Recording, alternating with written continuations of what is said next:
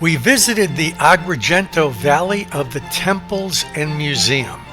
Unfortunately, we didn't get to actually go and spend time in Agrigento, which would have been nice since I actually have family there.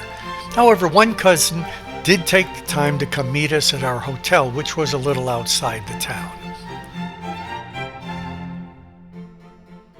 These are the museum grounds, and it's certainly one of the most important and visited archaeological museums in all of Sicily.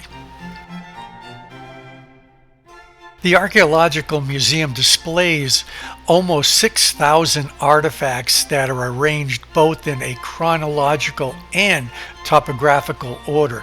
It illustrates the history of the territory from prehistoric times to the end of the Greek-Roman period. The collections partly come from the civic museums found at the beginning of the 20th century and from some private collections, and some were even given to them by other museums. This museum consists of 18 rooms, at least at the time that we were there, and it's divided into two different but complementary sections. Each room there are bilingual. It has English and Italian panels that guide visitors and give information on the items. So even if you're not on a specific tour, you can still figure out where you are, what you're going on, and what you're looking at.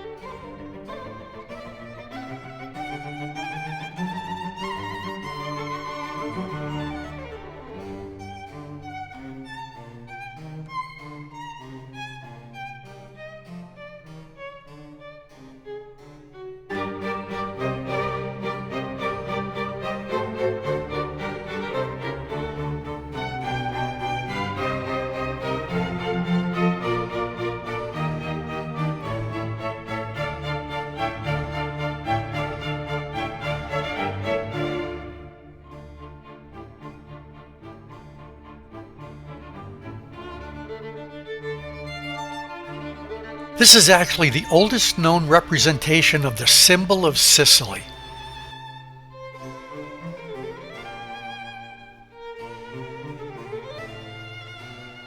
These stone statues are of Atlas, who in Greek mythology held the world up on his shoulders. So he was also then used to hold up the temple of Zeus, who was the king of the gods.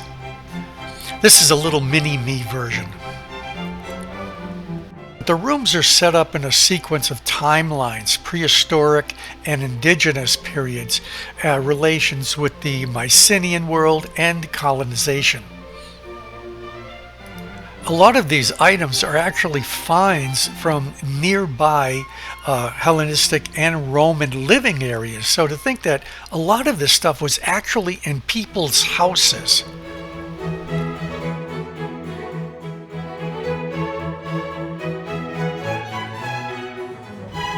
After the museum, you head up to the temples.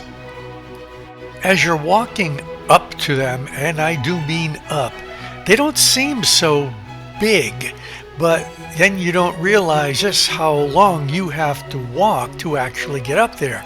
And when you get up there, they are big.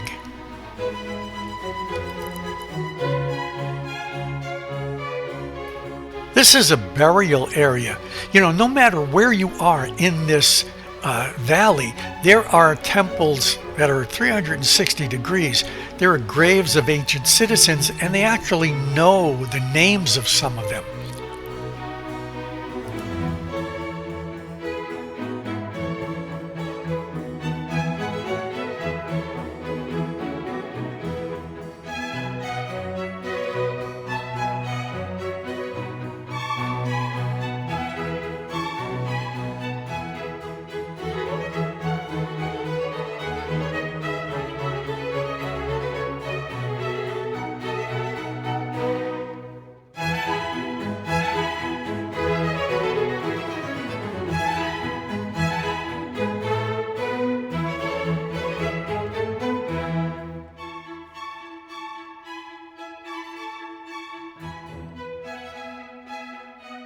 As you walk up to some of the temples, many of them are just pieces.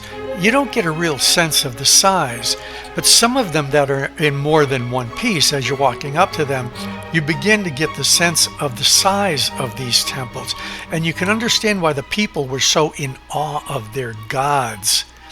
The Temple of Concordia is one of those. The name comes from a Latin inscription found nearby. It was built in the 5th century BC, then turned into a church in the 6th century AD. So it's lasted about 10 years as a temple. There were a lot of conversions and rebuilds as time went on. Walls were moved, entrances changed, and arches created and taken down. So although we get a sense of what it looked like, we actually don't get to see it here. A bunch of small snails living on the steps. These are ancient graves, but the guide didn't tell us if they were ever filled when they were found or if they were dug and never used.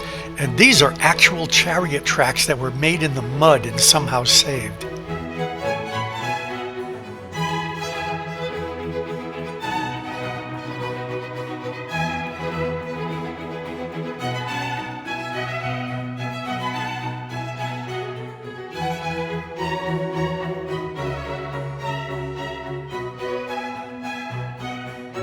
This is a huge expanse, sort of like an amusement park of temples and cemeteries, and during its heyday, more than likely, merchants and priests and vessel virgins who didn't leave for the coast.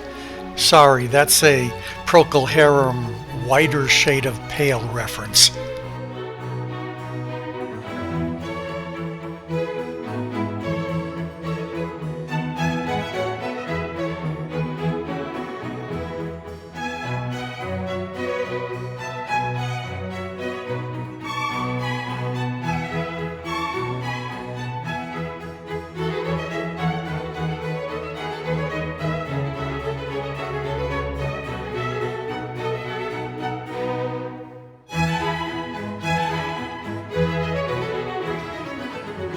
This is the temple of Hera or Juno Liciniae, which dates to the 5th century.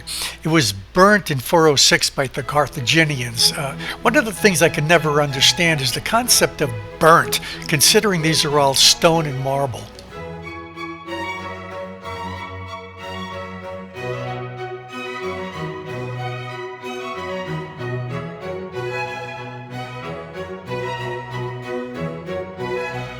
This is the Temple of Heracles or Hercules. The traditionally accepted chronology of the temple identifies it as the most ancient of the temples, dating to the final years of the 6th century BC. This dating is based on stylistic characteristics, especially in its proportion, number of columns, and the profile of the columns and of their capitals. The name Temple of Heracles is an attribution of modern scholarship. It's not that they found something on it that said, this is the Temple of Hercules.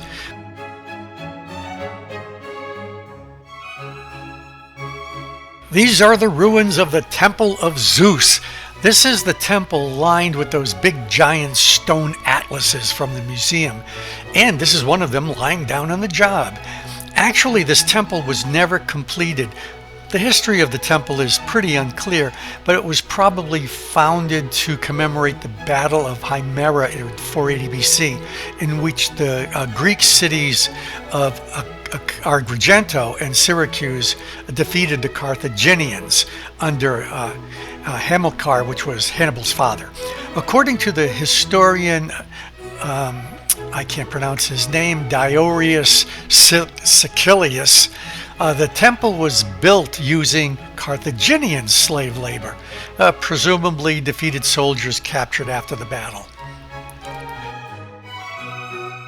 What started out as the home of the gods is now just the home of plants and ghosts.